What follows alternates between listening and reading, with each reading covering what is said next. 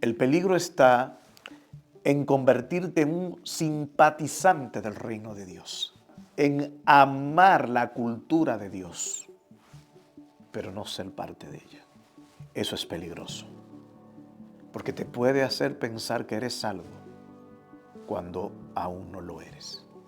Porque puedes tener una perspectiva, una visión de Dios equivocada, una visión de Dios que de alguna manera ha sido transmitida a ti, no desde la Biblia, sino desde la perspectiva humana.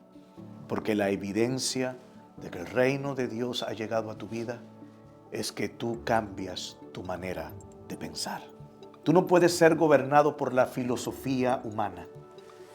Nada puede superar la palabra de Dios. No hay filosofía humana, no hay libro en la historia que supere la palabra de Dios.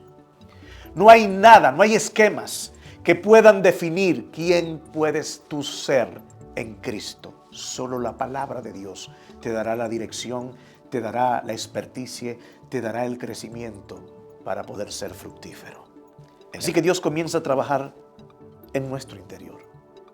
Comienza a trabajar nuestro corazón. Él cambia nuestra manera de pensar. Él cambia nuestra perspectiva de la vida.